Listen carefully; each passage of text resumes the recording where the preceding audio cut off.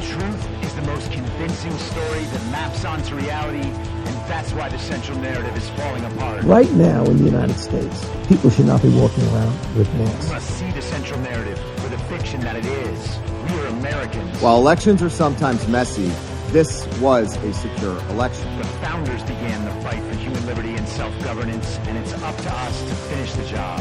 I'll tell you what, we are in a truth emergency right now. This is the end game.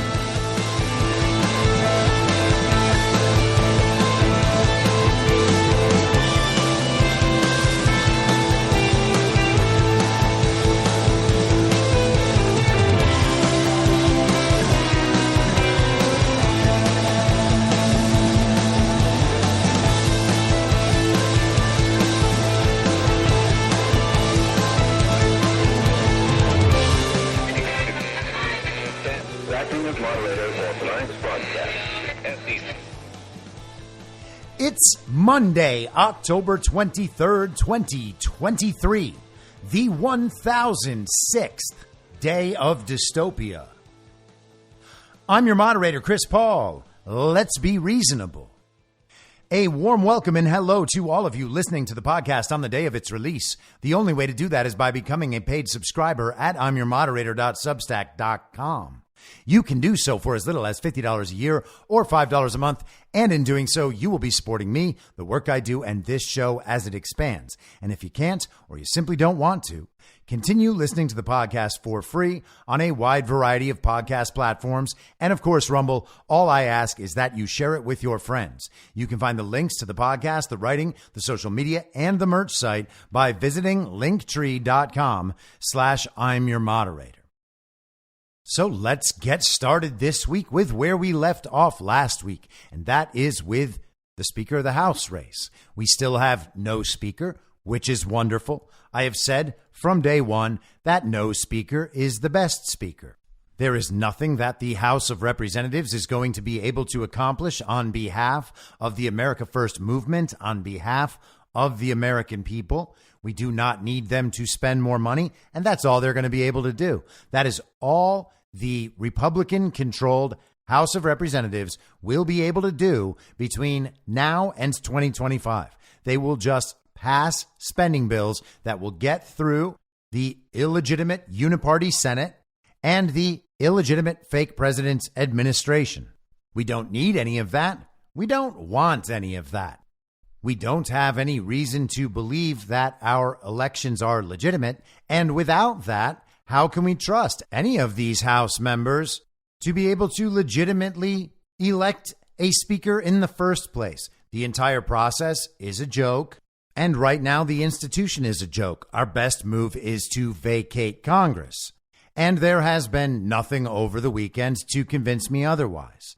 Within a couple hours of posting the show on Friday afternoon, we began hearing that Tom Emmer was going to be the new Republican frontrunner candidate, the third-ranking Republican member in the House. He is the majority whip. He is the congressman from Minnesota's 6th congressional district. He entered office in 2015, replacing Michelle Bachmann. He also happened to be the chair of the National Republican Congressional Committee from 2019 to 2023. And their job, of course, is to get Republicans elected to the House, which means it's worth noting that while establishment Republicans who are never Trump and pro-Ron, for instance, are trying to blame Donald Trump for the size of the red wave last year. You see, Donald Trump didn't perform well enough in the 2022 midterms, in which he was not running.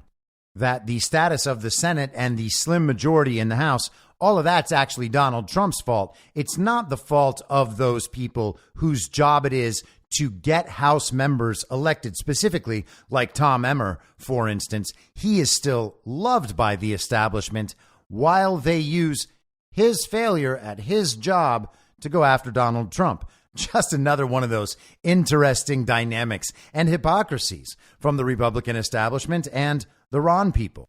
So as that news broke, Bannon's War Room was starting on Friday afternoon. He had Caroline Wren on, And she talked about Tom Emmer telling a story about how Emmer, in his position at the NRCC, had been fundraising, and when people would inquire whether or not he would be supporting Trump and even Trump-backed candidates, the answer was essentially no. Tom Emmer is not a Trump guy.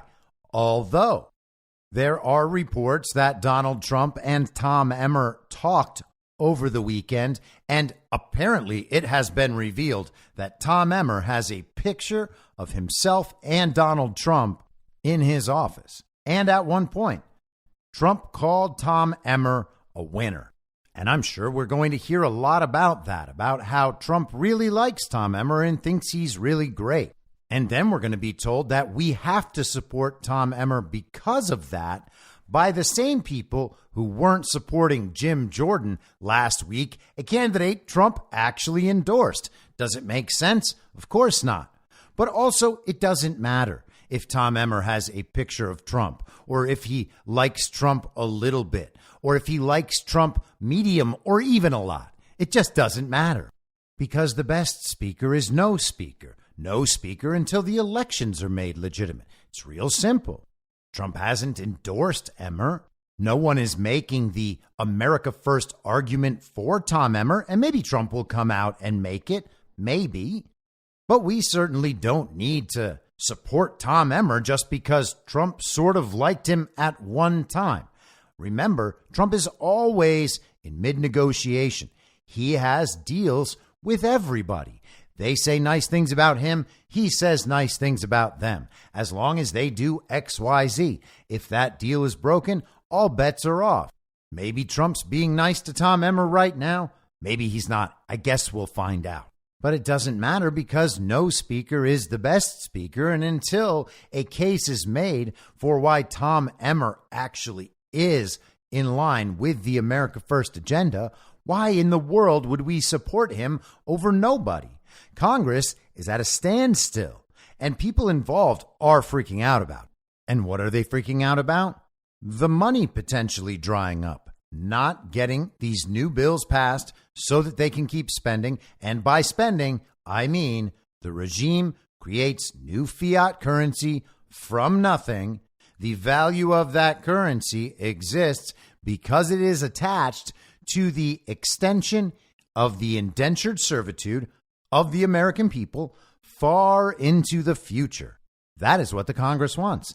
At the same time, people are waking up and realizing, hey, the House of Representatives has been shut down for 20 days and absolutely nothing bad has happened. Nothing has gone wrong. And they haven't spent any more of our money or attempted to govern without the consent of the governed. It feels kind of nice. They're not figuring out new things that we have to do because they said so. Oh, joy. Now, while there is no America First case being made for the speaker candidacy of Tom Emmer, there are reasons to think that Tom Emmer is absolutely not the guy. And one of those is that Kevin McCarthy says he is the guy. He told Punchbowl's Jake Sherman on Friday he is the right person for the job, speaking about Emmer. He can unite the conference. He understands the dynamics of the conference. He also understands what it takes to win and keep a majority. Now, I can't imagine that he is going to unite 217 members of the conference. In fact, there are now 8 that have declared their own candidacy for the speakership, and we'll get to them in just a second. But it's going to be real tough for Tom Emmer to convince the entire conference and convince the grassroots supporters, the America First supporters, the people out in the country who are sick of the GOP establishment to support Tom Emmer. And if they don't support Tom Emmer, there will be another massive phone call campaign to each and every member of the Republican conference, as there has been for the last week or so. And the people will be letting their representatives know that if they support this thing, they will be primary, or they will lose the support of their constituents. How safe will these people feel Do they believe that the election fraud system is still in place? It seems like they do, because it does not seem like they are paying attention to the will of the American people as that will is expressed through phone calls to the offices of these congressmen, as it's expressed through social media, and as it is continually expressed in poll after poll after poll. And fine, we can disregard the polls, but the directionality of the polls actually is usually solid information. And that, as always, continues trending in our direction. Now, the big anti-Emmer story that has been discussed over the last few days has to do with the fact that Tom Emmer used to be a paid spokesman for a George Soros-aligned political action group.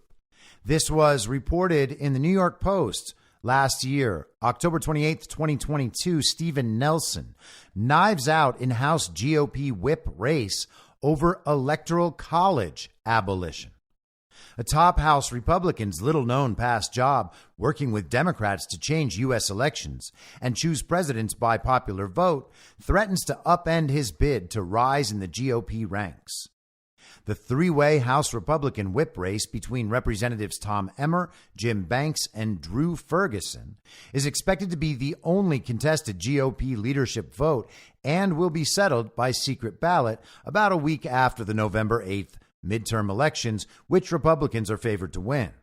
Emmer, who is regarded as the most moderate option, is overseeing House GOP campaign efforts as chairman of the National Republican Congressional Committee, giving him a potential record of success to cite in his bid. But Emmer's opponents say his work about a decade ago as the national traveling spokesman for the National Popular Vote Initiative casts doubt on his suitability for the role of rallying opposition to President Biden's agenda. So Tom Emmer, in that prior position as a paid spokesperson for a George Soros funded and directed group, the National Popular Vote Campaign, wanted to eliminate the Electoral College and switch to a national popular vote. Now consider what you know about election fraud and what a national popular vote would mean. They created 81 million votes for Joe Biden in 2020. And the total voter turnout went from around 131 million in 2016 to 158 million in 2020. Did the population dramatically increase? No. Did participation dramatically increase? We are meant to believe that it did. Why? Because of mail-in ballots, something that does not increase participation, historically speaking, and certainly not a full 20% in one election cycle. We're told that people came out in big numbers because they so hated Donald Trump. In fact, 15 million more came out for exactly that reason, then came out to express their hatred for Donald Trump in 2016. If the numbers are to be believed, and of course they're not. But that's a whole lot of hate, especially for a president who actually gained 20% of his vote total from 2016. So that's a whole lot of people that didn't hate him. It's like Joe Biden's 81 million votes doesn't make any sense. Now we consider where all of those votes came from. It turned out that Joe Biden actually outperformed Barack Obama among black voters in the 4 cities that won him his election. An amazing accomplishment. But as usual, we're told that the Democrats just run up their vote totals in the cities. And because the population of cities keeps increasing, and not because of illegal immigration, because, they're definitely not allowed to vote, even though the Democrats are trying. I wonder if maybe some get through just because they're automatically registered to vote when they get their driver's licenses at the DMV. But that's just a conspiracy theory for the last 20 years that it's actually been happening. But Tom Emmer wanted a national popular vote. In fact, George Soros paid him to go say it. Now, we must understand by this point what the Uniparty is and how it operates. We also should understand that many of these Republicans in political office at the local level, all the way up to the national level, are no different than Democrats. They just have a little R next to their name, which means they employ a certain type of messaging and marketing in order to convince the general public that enough of the general public supports them and their ideas enough to get elected. And in most places, all that's needed to convince voters that elections are legitimate and the proper person won is that the letter next to their name matches up with what that area is known to believe and known to do. You go into a deep red state or a deep red district, the Republican is going to win. It doesn't matter if that Republican is basically a Democrat. He's got an R next to his name. He says a few of the right things about abortion, a few of the right things about the Second Amendment and the Constitution, and everybody just says, yeah, well, you know, he's not our favorite Republican. In fact, he seems like just another one of those corporatist, warmongering neocons, but at least he's not the Democrat, so he's elected. Understanding the Uniparty, does it really matter that Tom Emmer is a Republican and not a Democrat if, for instance, he is a paid spokesperson for a national popular vote initiative being funded and run by George Soros? Now, Tom Emmer has reportedly disavowed those positions. He doesn't hold those positions on the national popular vote that he held just 10 or 12 years ago. Now he has more appropriate positions. Think about what having a national popular vote would mean at this time in our country. Let's assume, for the sake of discussion, that our elections have not changed and are not any more legitimate than they were in 2018 or 2020 or 2022, or probably any time before that. Let's say we're in the exact same state of play. They wouldn't even have to worry about battleground states anymore. They could just run up the numbers in all of the so-called blue cities around the country, and that would win the day for Democrats. You can see why this option would be attractive for the regime and for the Uniparty in the United States. Anytime they need a Democrat to win in this era against Donald Trump or an America First populist nationalist candidate, well, they can create all the votes they need to create. If they want to show everybody that the election system really is safe and secure and can produce accurate results that reflect the will and intent of the American voter, well, then they just turn off a bunch of votes. The system can produce the outcome it needs to produce at any point. If it turns out that they are worried about the rig in Atlanta or Detroit or Philadelphia or Phoenix, if something is done that makes it more difficult for them on election day, well, then they can just run up the totals in New York and San Francisco and Chicago and Los Angeles and Seattle and Portland, and you go on down the list. Milwaukee, of course, a great one. Hey, Milwaukee, think about the 2020 election. If they had just fixed Pennsylvania or Georgia, if that state was now fixed and they had to go into 2024 knowing there was no chance they were going to win that state, well, then they would simply inflate the totals elsewhere. And with a national popular vote, that's all you would need to do.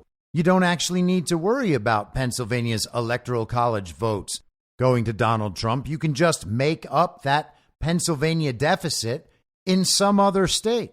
Run up the totals in a few urban environments around the country, as many fraudulent votes as they would ever need to create. They can do it. And that's the election. I think there's even a version of the national popular vote scenario where they have it so each state sends all of its electors to cast their vote for the winner of the national popular vote. So you'd be seeing Idaho and Oklahoma and Texas and Tennessee and Montana all sending their electors for Joe Biden, because the regime was able to produce absolute blowouts in Los Angeles and Chicago and New York. That's the vision they have for the national popular vote. They get to choose every election, and it is just one more chip away from the people being able to find any strategy to override that.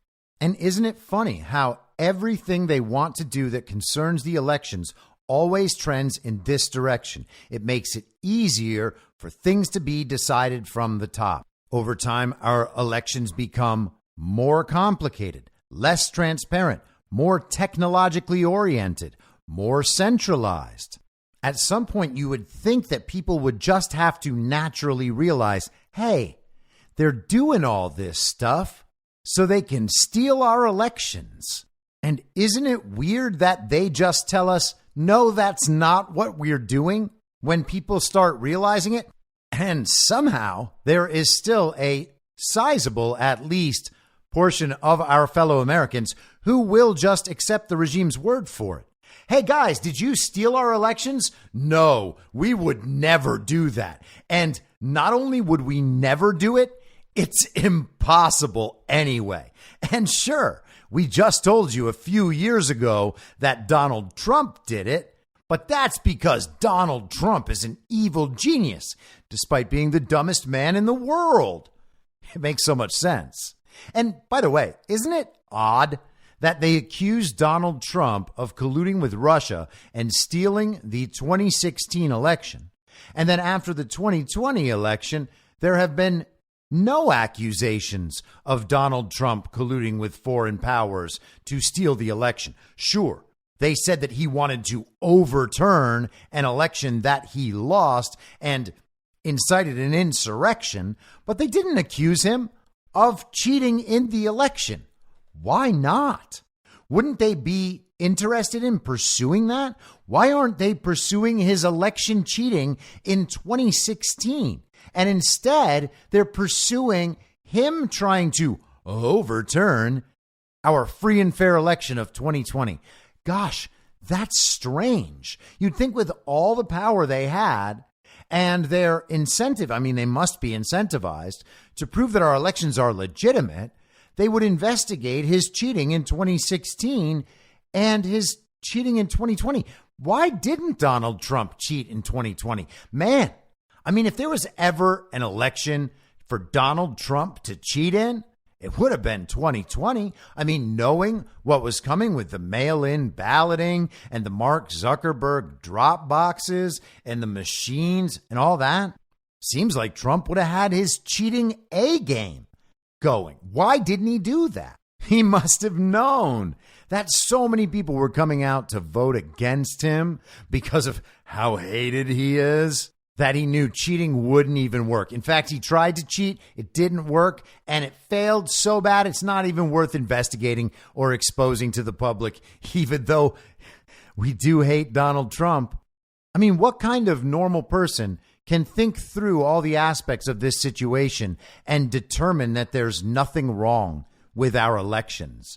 And it strikes me as particularly evil at this point, especially when it's coming from the Uniparty right, because they know that Republicans get robbed.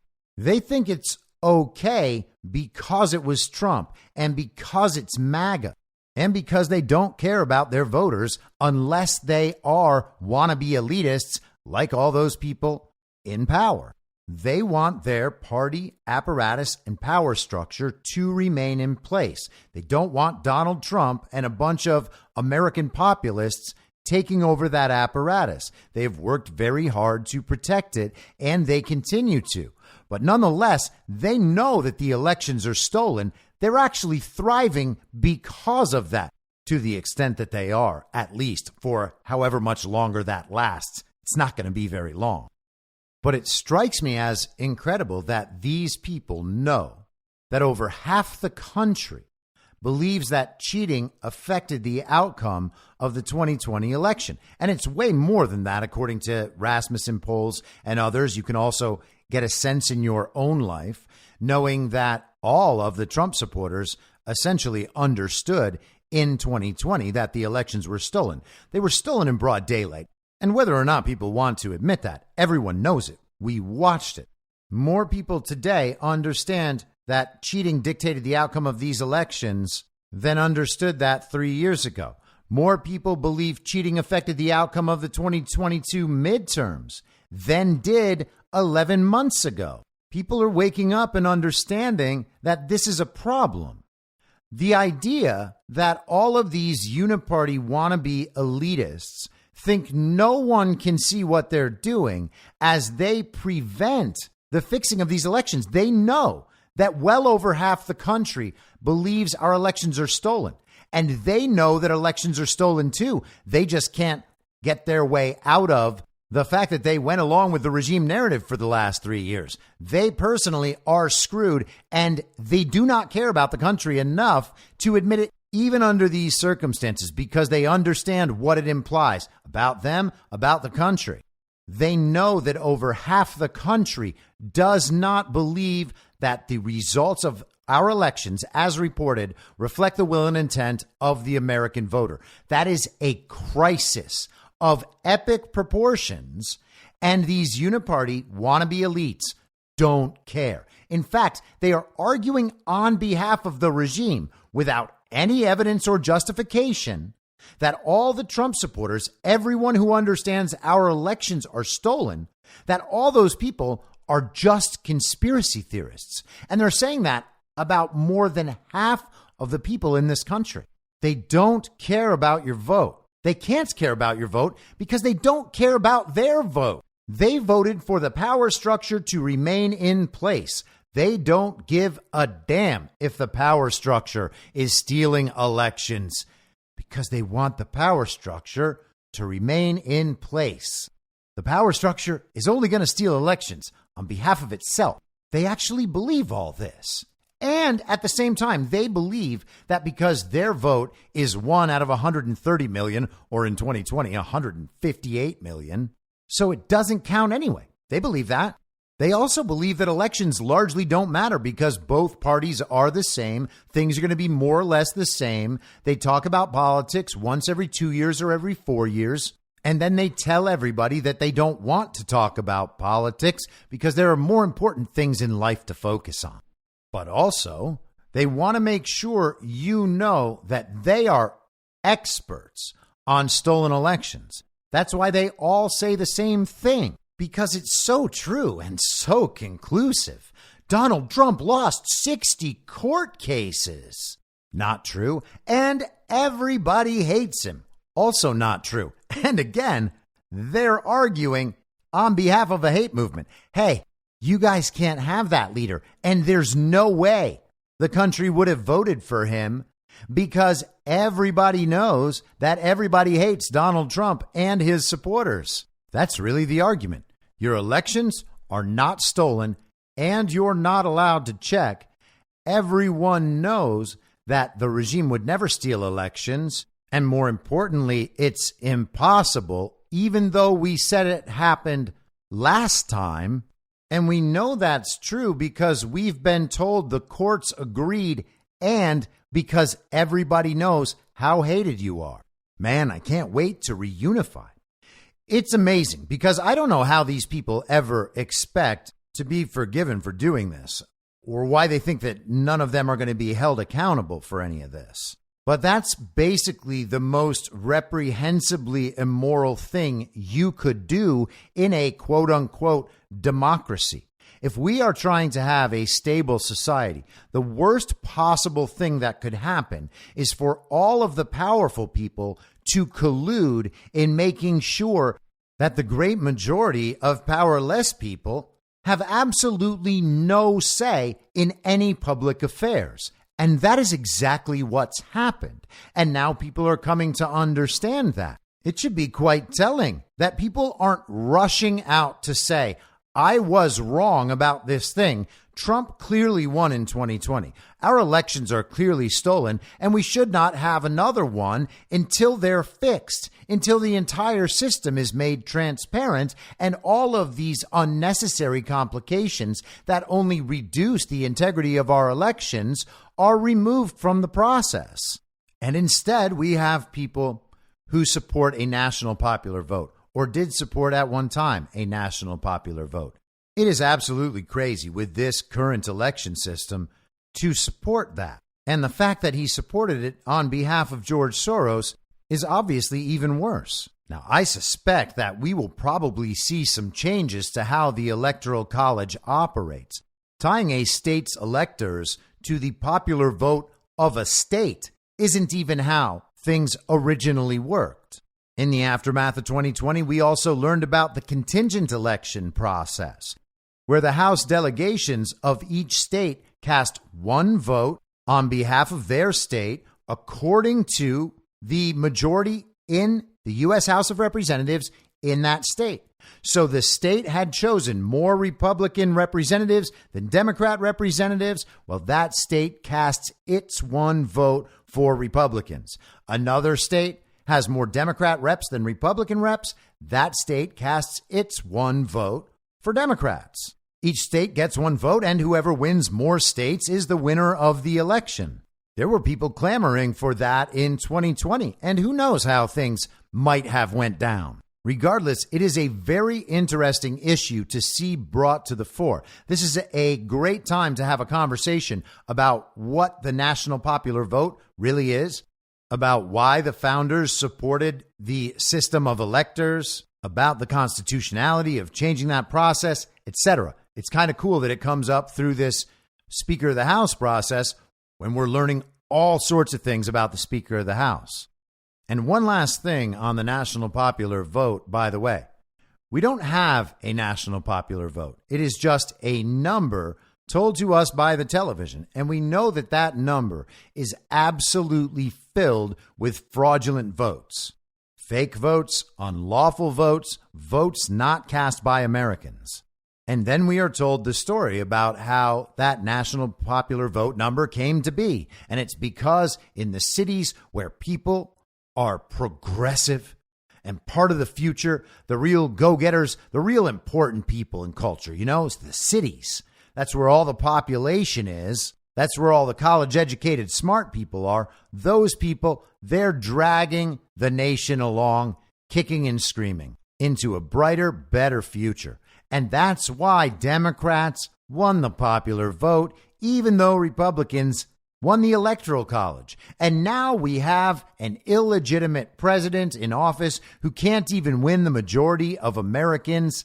And we'll use this thing that we call the national popular vote, even though that's not a real thing, and even though it's not comprised of real votes, to undermine the president for the 4 years he's in office and pretend he's not legitimate because he didn't win the national popular vote. These people are insane. They already used that fake, falsified number as the basis for questioning the legitimacy of presidents they don't like, and now they want to decide the entire election based on that fake and falsified number. And as there's very little more important to the regime than holding on to stolen elections, the currency is probably the only thing more important to them than that, although sometimes they act like it's abortion, and you gotta wonder why. But there's very little they care about as much or more than holding on to that election apparatus. The idea that the House Majority Whip, the Republican, is already a prior supporter of the national popular vote. That's bad enough. Now he wants to be Speaker. Unless Donald Trump or someone starts making a very strong America First case for Tom Emmer, you would have to think that this is just about exposing yet another rhino. Put this guy front and center. Let's hear all about it. It's one of those situations where it's like, is somebody actually tricking this man into doing this? Or does the Republican establishment and the donor class and the apparatus behind it think they can actually pull this stuff off? And are they realizing slowly that they can't? Because the freak out seems real. You have to wonder why they haven't learned to keep their powder dry. They put up the next guy, the guy they want, and he just gets thoroughly exposed. Now, is there a chance that it's a distraction for someone else who is also their guy? Yes, there is a chance of that, and we'll discuss that in a second. But it's worth noting they've got 9 candidates now for Speaker of the House. We got Tom Emmer, who we just discussed, Mike Johnson, Byron Donalds, Kevin Hern, Jack Bergman, Austin Scott, Pete Sessions, Gary Palmer, and Dan Musser. Now, Jake Sherman, who covers Congress at Punchbowl, did a little breakdown of some of their votes. Tom Emmer has voted yes on all of these, certifying the 2020 election: same-sex marriage, Ukraine aid, the Fiscal Responsibility Act, and the 47-day funding bill. That is not an America First voting record. The good thing is that 7 out of 9 of these people putting their names forward for speaker voted not to certify the 2020 election. So that is actually reassuring. Now, no one who puts their name forward to be speaker should become speaker. I think that that is a fair standard right now. No speaker is the best speaker. Same standard we applied to Jim Jordan. I'm not mad at Jim Jordan. I don't dislike Jim Jordan. I'm not 100% certain he's a great man, but Donald Trump did give him a Presidential Medal of Freedom. We have seen him be good on things before. I am perfectly happy to give Jim Jordan the benefit of the doubt when it comes to his character and his faithfulness to the country and his oath of office. I'm not saying anything bad about Jim Jordan. All that said, I'm glad that he did not become speaker last week. No speaker is the best speaker. No speaker until our elections are made legitimate. Simply vacate Congress. And I will apply the exact same standard to Byron Donalds, another man who I think is probably a very good man. He is very good at voicing an America First and seemingly populist agenda. He did not vote to certify the 2020 election, so we can respect him for that. He voted against same-sex marriage, Ukraine aid, and the Fiscal Responsibility Act, and he abstained from voting on the 47-day funding bill. Now, Byron Donalds has endorsed Donald Trump. He is a congressman from Florida, endorsed Trump over the governor of his own state, Ron DeSantis. And Donald Trump has endorsed Byron Donalds in the past. They seem to have a good and respectful relationship, and Byron Donalds is very well liked by MAGA. I will say nothing bad about Byron Donalds and still say no speaker is the best speaker. He announced his run for speaker just following the announcement that Emmer was the frontrunner. And so that sets up an interesting dynamic. The other 7 candidates for speaker will largely be ignored, and we will be fed Tom Emmer representing the Uniparty, the establishment, and Byron Donalds representing MAGA, whether or not he actually is representing MAGA. I think everyone should be extremely cautious in thinking that some candidate who is legitimately MAGA and going to do good things for the America First movement and prove themselves to be someone that we can rely on over maybe the next few years or maybe a long time is going to successfully navigate this speaker vote and become Speaker of the House. I do not see any possibility in that, like a 0% possibility. And I imagine that we are going to see that proven out. Maybe Byron Donalds actually gets a floor vote at some point, and we see plenty of Republican congressmen going against the Byron Donalds nomination. Now, because we are a country obsessed with race, it cannot be overlooked that Byron Donalds is a black man and would become the first black Speaker of the House. And I guess if that happens, then everybody celebrates.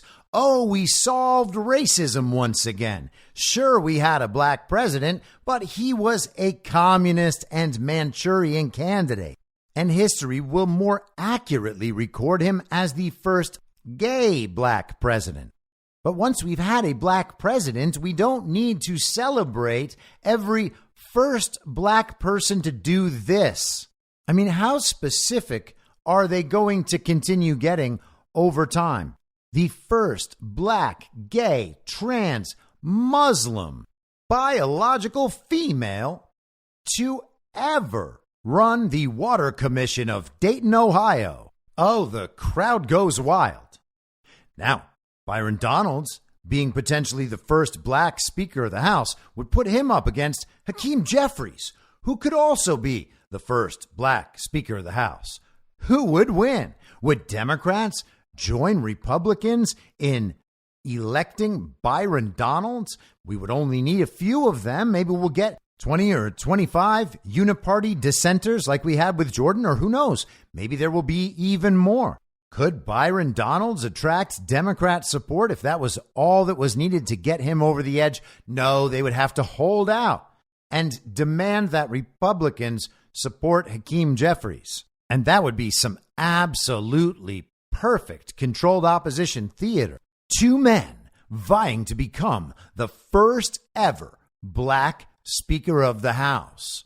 Republicans have the majority, but they can't elect Donalds because some of them are concerned about his association with the America First movement. And you gotta love it, just coming out and saying, no, we can't have anyone who believes in putting America first.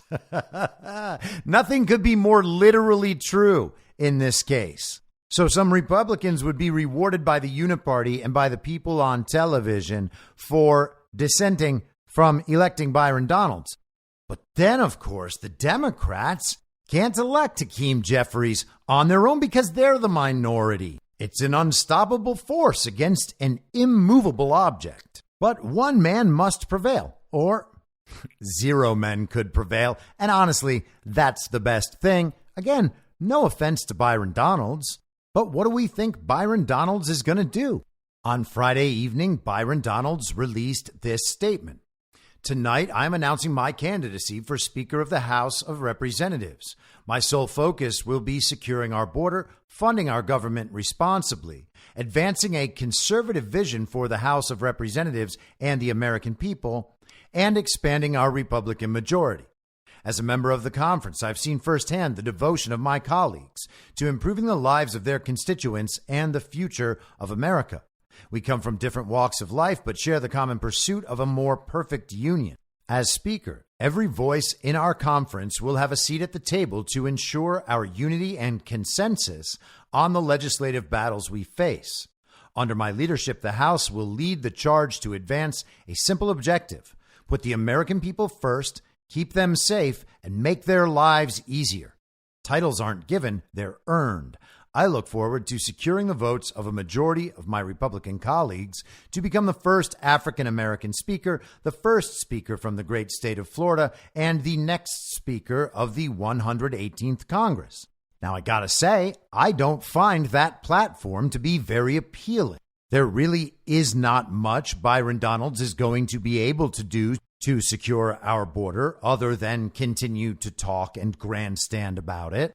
I think the American people have made it pretty clear that they don't want the government to be funded. Shut the thing down.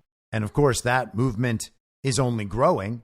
And advancing a conservative vision for the House, expanding the Republican majority, those are obvious things, but none of it means anything if you're not working to fix our elections. And none of them are even talking about it. And you can credit Byron Donalds for choosing not to vote to certify the electors in 2020, and I do give him great credit for that, but we don't have to pretend that this is an important agenda. He mentions that he's African American as if American voters are supposed to care about that. It feels like Fox News wrote this statement for Byron Donalds, or someone in the Republican establishment in their PR wing wrote this statement on his behalf. I mean, think about how strange this is just in isolation. He's saying, I should be speaker for these reasons. These are my goals. And oh yeah, I'm black. I mean, honestly, how weird is that? And again, no hate going Byron Donalds' way. I like Byron Donalds for what I know about him. But the question is not whether or not we like him. The question is whether or not he is a member of the Uniparty and supporting the Uniparty. He doesn't seem to be. No problem in saying that whatsoever. Everybody likes Byron Donalds. But also there are things from his past that could be leveraged against him potentially. Are those things all out on the table and known about Byron Donalds? Maybe. This is the Washington Post from January 4th of this year. Who is Byron Donalds? And there were some profiles of Donalds from that time because his name was put forward as speaker back then. In fact, this article has a quote from none other than the Ron supporting Chip Roy.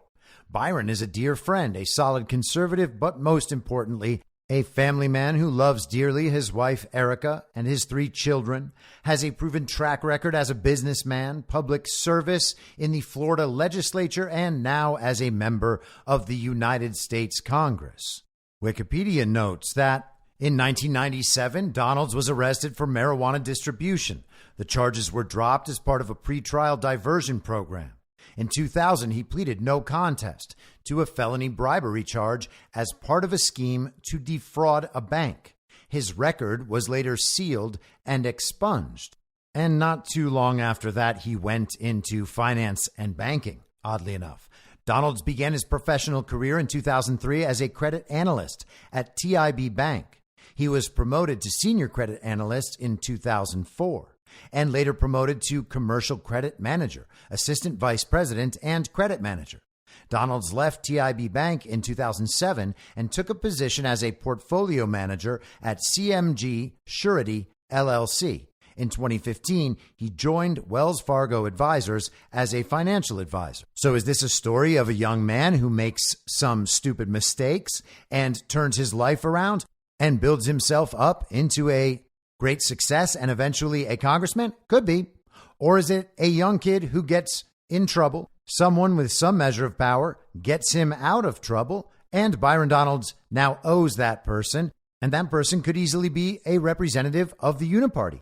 There's at least some chance that when people have these sorts of backgrounds, there was some favor trading and some power manipulation involved for getting them out of those obvious legal problems. Avoiding problems with the law is how a lot of people end up corrupted and compromised and in someone's debt for a long time. The Fort Myers News Press in August of 2020 reporting on the campaign. This was, by the way, updated on January 5th of this year as they were beginning to cover Donalds for the speaker vote, as I said. But candidate Byron Donalds and his accuser each call the other a liar.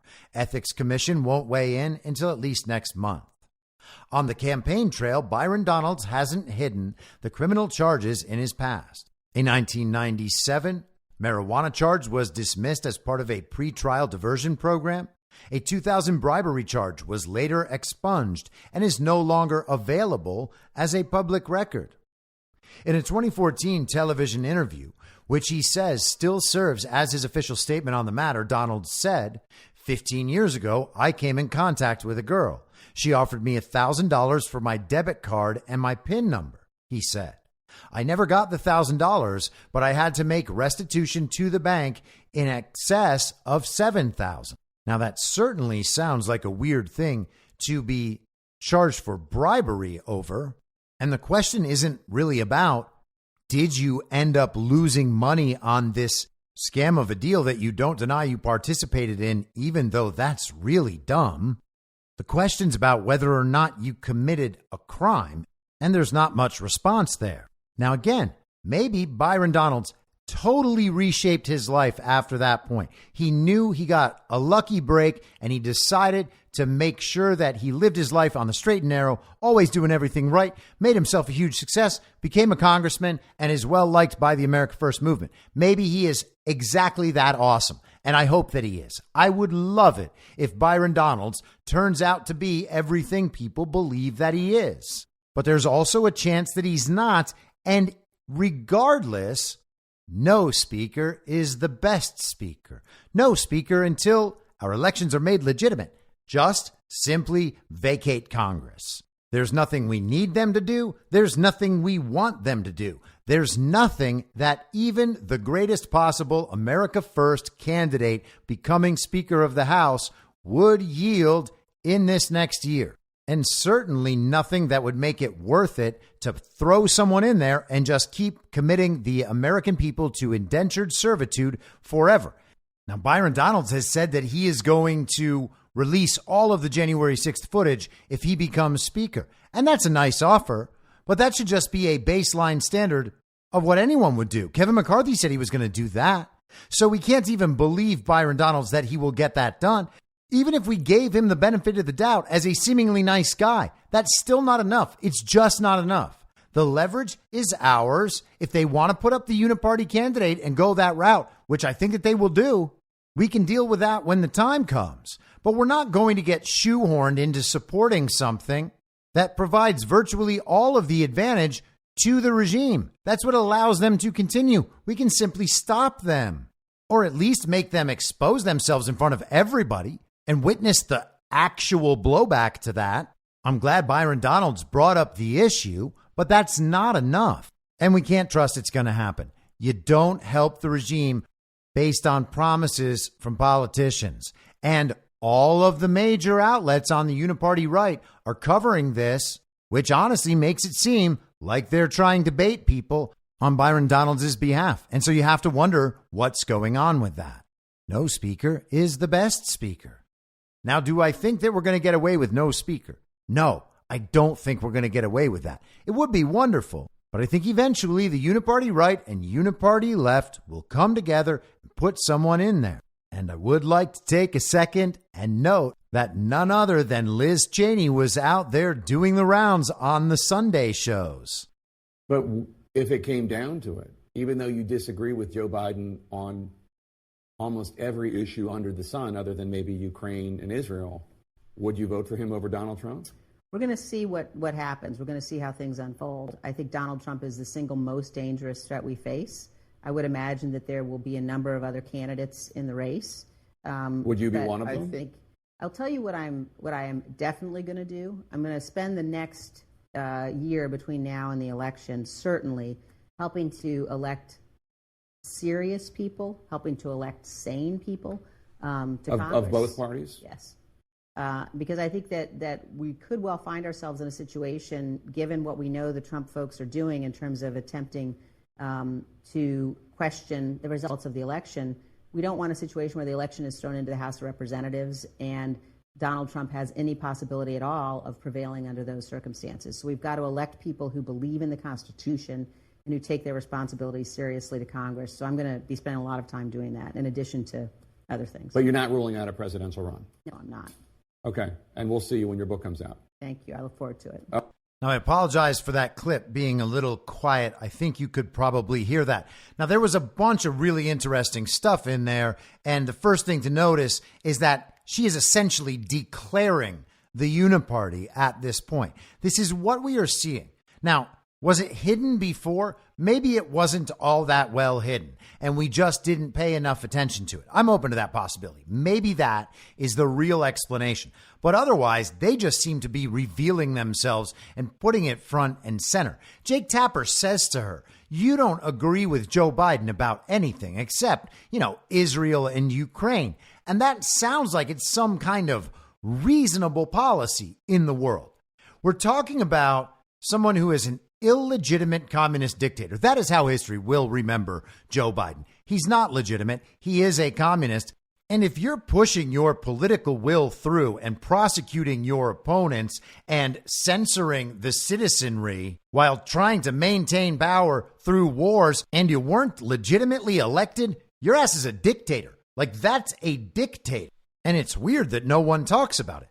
But we have a communist dictator pretending to be president, and Liz Cheney, the daughter of Dick Cheney, one of the most neocons in all of existence, she agrees with the communist dictator when it comes to Israel and Ukraine, and pretty much nothing else. The neocons and the communist dictator agree about the global regime's proxy states and how they must be protected at all cost. They agree about maintaining this one world global order through the use of military force. The so-called old school Republican, quote unquote, conservative agrees with a communist dictator about the very things America is most opposed to. And oh, by the way, on behalf of that regime, she led the January 6th committee to punish the political opponent and his supporters for a regime-based false flag. And she lies about the elections. Liz Cheney, good conservative, aligns with the communist dictator on all of this. And yet there are still those on Twitter pretending that the Uniparty is a conspiracy theory. She believes that Donald Trump is the most dangerous. And isn't it funny that she mentions she wants to elect candidates from both parties around the country, candidates who know how important it is to be anti-Trump. She essentially said exactly that, and even went so far as to say if Donald Trump tries to take that election to the House of Representatives, they need to know that they have members there who are committed to the Constitution. What do you think that means? That's talking about the contingent election scenario I described earlier.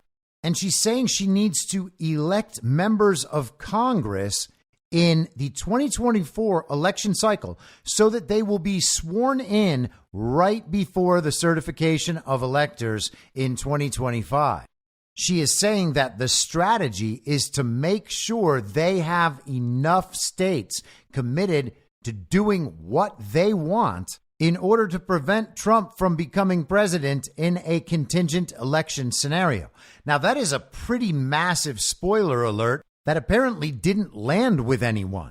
It's a pretty major hint on what the strategy is for next fall. That's a very specific scenario she just mentioned.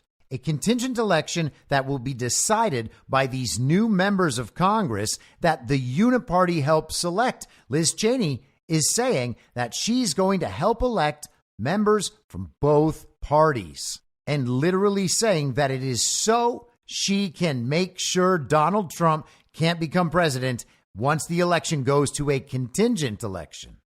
Now, are we going to get to that point? We could have gotten to that point after the 2020 election because states shouldn't have certified those elections. They are uncertifiable. Their election results are unverifiable. They don't let anyone check. That should be the first clue. Not that there aren't thousands and thousands of clues that cumulatively should prove to a brain-dead moron that our elections cannot be trusted. I don't know if we'll get there, but that is a pretty strong hint that they are considering that option and trying to cover those bases. Liz Cheney is basically declaring the Uniparty in front of the nation. Most Democrat voters think of Dick Cheney as one of the worst people of all time, and they are totally willing to do business with Liz Cheney, knowing that her agenda is not different than her father's, simply because she's happy to go after Donald Trump the whole time, tell them that their hatred is justified, and in turn, they end up going along with neocons in support for protecting the global regime in all of its proxy states because they understand that that is the source of their power too. Now, the last question that must be asked is, why was Liz Cheney on the Sunday shows? Who wants to hear from Liz Cheney right now? And I'll tell you what I think the reason is. I think it's because Liz Cheney is going to be the compromise candidate for Speaker of the House, as I first suggested a long time ago. Everybody always thinks I'm crazy. Hey, maybe I am. But the vacate Congress thing seems to be picking up steam. People like Tim Pool are out there talking about how we don't actually need a Congress to be active. It's not really a thing. Who cares? Cut off that entire corrupt money flow for over a year. Fix the elections, and then we'll allow government to begin doing government stuff again. But not before then, not while we have leverage. The answer is just no. So people are coming on board with that. You think that there's no chance the regime is going to put up Liz Cheney? I'm not saying I'm right, but I am saying that there is no doubt whatsoever that there are people angling for that, and that's what this is. Is it going to work? I have no idea, but it's plausible, and there's no other reason to have her out there doing this. They have also hinted extensively about a Liz Cheney presidency, and she's talked about it as well, and right there, she did not rule it out. Imagine a Liz Cheney speakership. She would put up all sorts of legislation for funding those foreign wars as much as they needed. Gosh, the regime would absolutely love it. Republicans and Democrats working together to do absolutely everything the regime has ever wanted, just right out in the open. No more need for the controlled opposition dynamic. They would just declare that they are working together. Who is not working together with them? Oh, the majority of the American people. But think of all the legislation they could pass. And that is exactly what they would be doing. What happens to the Committee on the Weaponization of Government? Oh, well, that problem just disappears. What about the one on the relationship with the CCP and the advantage they take of Americans? Well, that one disappears. What about the impeachment inquiry into Joe Biden? Hey, maybe she goes and pushes that really hard, thinking that that will convince Republicans she's not just actively working on behalf of the regime and the illegitimate president. Maybe Liz Cheney could impeach Joe Biden in the House with the help of Democrats. The Senate could do the same thing with the help of Democrats. And then they get to replace Joe Biden. And of course, by this point, Liz Cheney is just the hero of Republicans everywhere for impeaching the big bad Joe Biden. And then he's replaced with Gavin or Big Mike or Hillary Clinton. Now, is this all a crazy conspiracy theory? I guess we'll find out. But it's worth trying to speculate about these things. What would happen if this other thing happened? Because we're watching a whole lot of weird stuff play out. And it's good to be looking around the corner, up ahead, and trying to figure out what might be there before we run head first into it. And think about the possibility of Hakeem Jeffries versus Byron Donalds. That might play to a standstill. And it'll be clear that no other Republican candidates are going to get 217. The Democrats are not going to back down on Hakeem Jeffries. Could Liz Cheney emerge as a compromise candidate to get the House back to doing its very important business on behalf of the American people? Oh, they're going to go back to governing? Yeah, that could totally happen. And you could sell that to a few Democrats. I think it should be pretty clear to everybody that we're not going to get a Republican speaker. It's probably going to be Hakeem Jeffries or someone else. I can't imagine Democrats deciding to compromise and help establishment Republicans elect another speaker. Who's it going to be? Kevin McCarthy? They could actually sell Liz Cheney to part of the Democrat base because they love the fact that she participated in the January 6th primetime television show. Now, I keep harping on the Uniparty so much because this is the real game. A lot of people are going to do the day-to-day coverage of every bit of quote-unquote news that comes out of this Israel situation. Doesn't matter if the story's true or not. Every neocon and establishment Republican is committed to rage posting about Israel all day, every day. And they are declaring that anyone who does not agree with them is absolutely a Nazi, aside from the fact that these people have spent the last 20 months supporting literal Nazis in Ukraine. And just like Liz Cheney, they agree with Joe Biden about that. Israel and Ukraine, thumbs up. But still, we're told, those are the most conservative people who just happen to align on these issues with a communist dictator. But all I think is, when we look back 20 months, would it have been worth it to spend all my time going through the daily details of each and every Ukraine story, having to consider, is this story fake about each and everything that comes out? Would that have been worth it now in retrospect? And the answer, I think, is pretty clearly, of course not. The entire discussion, the entire narrative storyline, and the popularity of it all revolve around what I described last week as a controlled opposition dynamic set up by conflating Israel, the globalist proxy state, with the biblical Israel and with the Jewish people and the Israeli people. That is a conflation that cannot be made. Likewise, conflating all Palestinians and Hamas.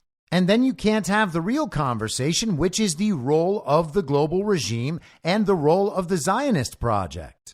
The two sides fighting over who's good and who's bad and what's fake and what's not. All of that exists within that controlled opposition dynamic. It's Israel versus Palestine. It's Israel versus anti-Semites. It's Israel versus terrorists. And either you're on the side of Israel or you're on the side of the Palestinians and anti-Semites and terrorists. And that conversation is going to be carried forward for weeks, maybe months. Hopefully it's not that long. But the Uniparty right media and influencer sphere, these people are going absolutely out of their minds. It is just a feed of hate-filled nonsense. They are all actively promoting cancel culture. It's absolutely insane. You would think that they've become completely different people over this issue. And then I would remind you, well, no, I've been saying these people are exactly the same for years now. There's a reason they cover up the election. There's a reason they agree about whatever agenda to pursue relative to the most important stuff. They all went in on COVID. They went in on the safety of the election, the safety of the vaccine, the danger posed by the very violent insurrection. They agree about everything that matters and then simply market to different people with different messages, always geared toward evoking the darkest parts of these people's personalities. Everyone is admitting in the open that these quote unquote conservatives align with a communist dictator, but only about this stuff and that other really important stuff. But these are our allies. No, they're not. And how about this today in Punchbowl News? And again, Punchbowl News is a Uniparty left reporting site. But we're talking about the Uniparty. So the article is written in support of Uniparty narratives. Does it really matter if it's coming from the left or the right at that point? The narrative exists to support the Uniparty. That's the important thing to know. And you can analyze it from that point, understanding the bias. The left-right divide is basically irrelevant. McConnell emerges as Biden's top foreign policy salesman on the Hill. Well, I'll be damned.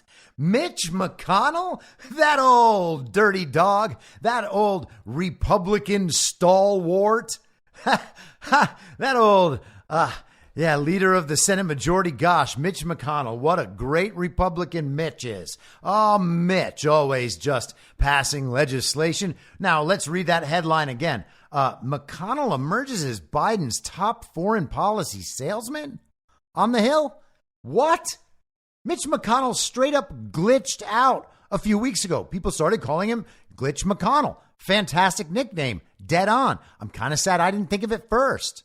But the Republican leader of the Senate is the communist dictator's top foreign policy salesman on the Hill? How does that work? And why do we take people like David Harsanyi seriously when they think that the Uniparty is a conspiracy theory, despite the fact that the Uniparty is just slapping everyone in the face over and over again? Hey, do you see us? Hey, do you see us? They don't see it, but they do see Nazis around every corner, except in Ukraine. Why in the world would the Republican Senate leader be supporting Joe Biden's foreign policy initiatives, seeing what this administration has done to the country? Mitch McConnell is supposed to be the opposition, is he not? Senate Minority Leader Mitch McConnell's rare Sunday media blitz had an even rarer purpose: to boost President Joe Biden's chances of passing a historic and potentially legacy-defining legislative package. So they are talking about passing legislation that would be legacy-defining for Joe Biden with the help of Mitch McConnell. All they're waiting on is that Speaker of the House. Gosh darn it.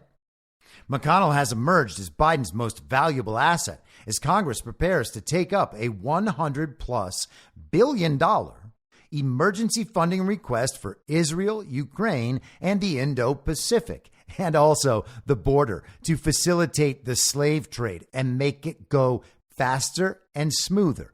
That is what they want to pass $100 billion of foreign aid for. And the Republican leader in the Senate is Biden's most valuable asset in getting that done. Biden's ability to provide the emergency assistance to U.S. allies will hinge in part on whether McConnell is able to bring along enough Senate Republicans. This is going to be difficult, with several GOP senators already coming out against combining aid for these foreign conflicts into one immense bill. So there are a few senators standing up to the worst possible thing. Gosh, what faithful Republican representation we have in the House and Senate. Joe Biden went out and spoke to the country on television last week, and his biggest asset in getting that done is Mitch McConnell, the Republican leader of the Senate. The Uniparty, by the way, if you didn't realize, is a conspiracy theory. And let's listen to exactly what he supports. McConnell, appearing on 2 news shows Sunday, is throwing his full weight behind Biden's effort. Both men are framing the supplemental funding request as an interconnected global emergency for the United States. Isn't that interesting?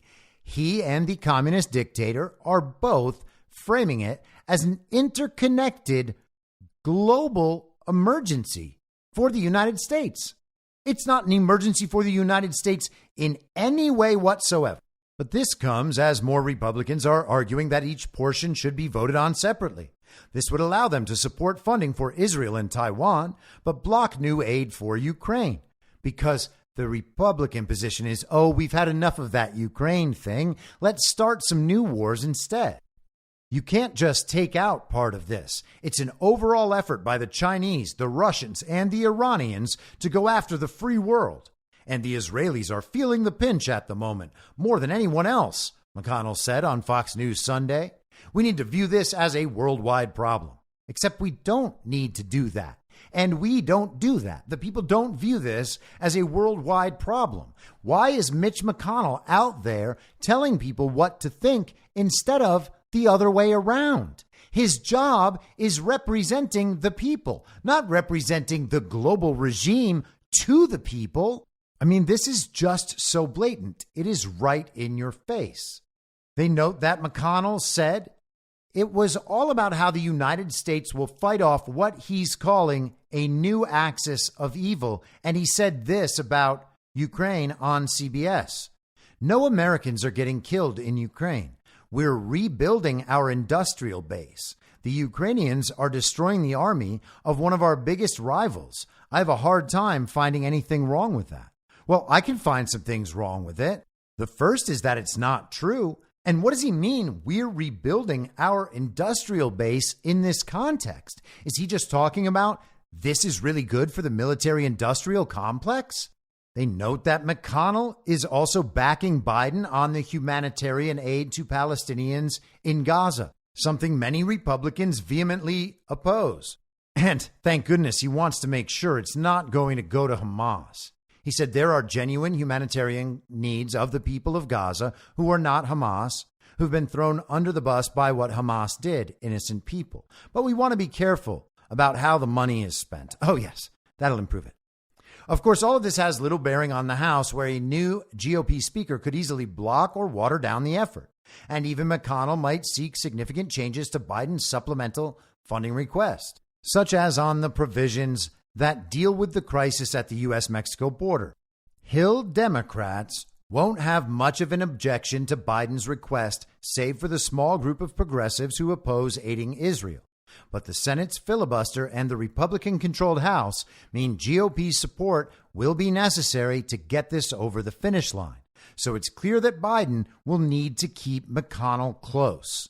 And there are people in this country who think that Democrats and Republicans working together to do stuff like this is actually the best case scenario for the country.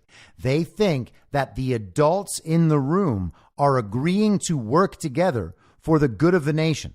There are people still who believe exactly that. And that is the belief that must be countered. You don't focus on the individual facts. You don't get in arguments with people about the minute details of these total fictions. You go to the heart of what their belief is. They believe it is good that Democrats and Republicans are working together because they don't understand the Uniparty.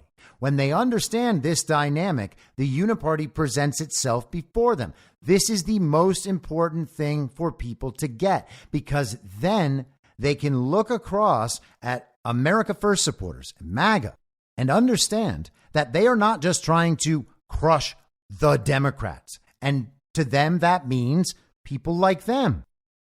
It's about actually doing good for America and the American people against the global regime and the Uniparty as it exists in the United States. The Uniparty is the critical understanding on so many issues. Think about how the election fraud discussion would go with a Democrat if they knew beyond any doubt that you weren't trying to tell them just that Democrats cheat, but that the cheating is present everywhere in every election, and it benefits both Republicans and Democrats. It's not that these people don't know our elections are stolen. They do. They just think that they are being personally attacked by anyone who claims that. Is it stupid? Yeah, it's stupid. But it's better to understand that stupid thing that their brainwashed little child brains are doing than to try to convince them about bellwether counties. They've been hearing it for 3 years. It's not like they're just going to change their mind when you give them more facts. I know that's what they keep asking for, because every fact they have seen so far, they have reclassified as a non-fact. What do you think they're going to do with the next fact they get? That's not going to be a fact either. When they get it, it becomes not a fact, because they are fully immersed in and committed to the false reality. It is a total inversion. Everything for them is backwards.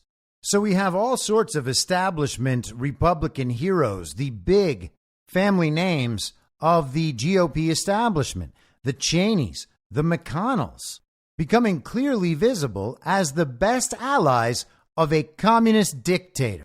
And establishment Republicans look at that and understand it and don't even think anything's wrong with it, because they think the same way the Uniparty left-controlled opposition thinks. They think, oh, well, you know, it's actually kind of nice that some of the serious members of the Democrat Party are willing to work with the serious members of our party. It's going to be all the adults getting back in the room and making sure that the system of power stays in place, because we care a lot about our institutions and our democracy. And at least we know that they are going to make sure to fight against all of those populists, that vast, vast majority of the country. And they protect all of it because they can't admit that the elections are stolen and that they were complicit in it and are now trying to cover it up. And just as they want to make sure that no one ever hears about the election ever again, this clip was just unearthed today. And it's Hillary Clinton talking about rigging elections in other countries. And she's talking about Palestine. This is from 2006. I do not think we should have pushed for an election in the Palestinian territories. I think that was a big mistake. And if we were going to push for an election, then we should have made sure that we did something to determine who was going to win. Man, that's Hillary Clinton, one of the most powerful members of the Uniparty, talking about rigging an election in the Palestinian territories in 2006. But we're also told that all Palestinians can be exterminated because they elected Hamas, which makes them collectively responsible for everything Hamas does. Gosh, what a strange state of affairs. Thank goodness the Uniparty is just a conspiracy theory. I'll be back tomorrow. Same reasonable time on the same reasonable podcast network. I don't have a network. Masks and lockdowns don't work. They lied to you about a pandemic. And Joe Biden will never be president. In my mind, that's the end game. If you're listening to this episode for free, you can support me and support the show and the work I do by signing up for a paid subscription at imyourmoderator.substack.com. You can do so for as low as $50 a year or $5 a month. Comes out to under $0.25 per episode, and you'll blast right through the paywall for all of the writing. The merch store is www.cancelcouture.com, and you can find everything else by heading to Linktree. linktree.com/I'm your moderator. And I'll see you soon out on the range.